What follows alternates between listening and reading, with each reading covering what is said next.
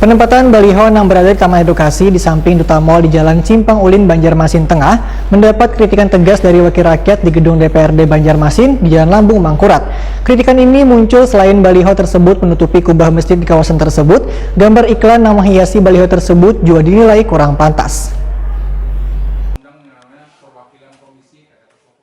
Penempatan baliho yang berada di Taman Edukasi di samping Duta Mall di Jalan Simpang Ulin, Banjarmasin Tengah mendapat kritikan tegas dari wakil rakyat di gedung DPRD Banjarmasin di Jalan Lambung Mangkurat, Banjarmasin Tengah. Kritikan ini muncul selain baliho tersebut menutupi kubah masjid di kawasan tersebut. Gambar iklan yang menghiasi baliho tersebut juga dinilai kada pantas karena gambarnya dua orang babinian kada menggunakan baju yang tertutup. Anggota Komisi 1 DPRD Banjarmasin, Dedi Sopian, wayah rapat lintas komisi antara Komisi 3 wan Komisi 1 bersama instansi terkait nang jua dihadiri Wakil Ketua DPRD Banjarmasin Muhammad Yamin jelang kamarian Selasa 18 Mei 2021 memberikan catatan hingga menyesalkan keberadaan baliho tersebut berdekatan dengan masjid. Menurut politisi Partai Kebangkitan Bangsa ini, bila pihaknya di Komisi 1 sudah beberapa kali melakukan rapat dengar pendapat dengan Dinas Penanaman Modal wan Pelayanan Terpadu 1 atau Dinas Perizinan Banjarmasin, mempertanyakan tentang status lahan di samping Duta Mall Banjarmasin milik pemerintah kota yang dijadikan taman oleh instansi terkait yang cukup bagus dengan sebutan Taman Edukasi. Artinya sebutan Taman Edukasi adalah sesuatu yang positif.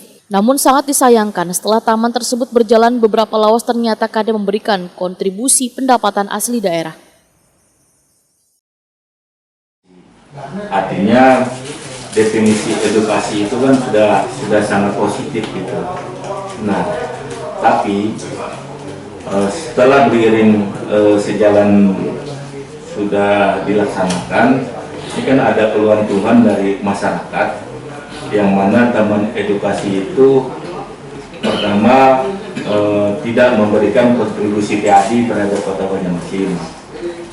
Nah, itu yang pertama. Yang kedua juga kita sempat mempertanyakan ke pemerintah kota terkait dengan status kerjasama lahan yang sudah dipakai oleh pihak ketiga.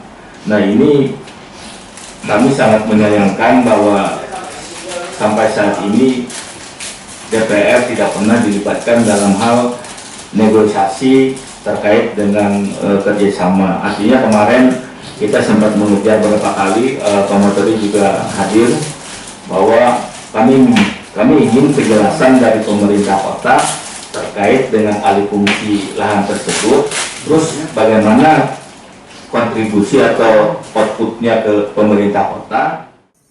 Dedi Sopian menegaskan lokasi taman yang sangat strategis karena berada di tengah kota. Bila dikelola sendiri tanpa melibatkan pihak lain, tentunya bisa menghasilkan pendapatan asli daerah yang cukup tinggi untuk pemerintah kota. Dedi Sopian menyatakan bila perjanjian pengelolaan taman tersebut bisa saja dibatalkan karena Dewan Banjarmasin kada dilibatkan wayah MOU tersebut. Perjanjiannya tidak kuat dan kemarin tidak dilibatkan DPR-nya, itu kita bisa memutuskan kontrak tersebut karena ini pemerintah. Artinya apa?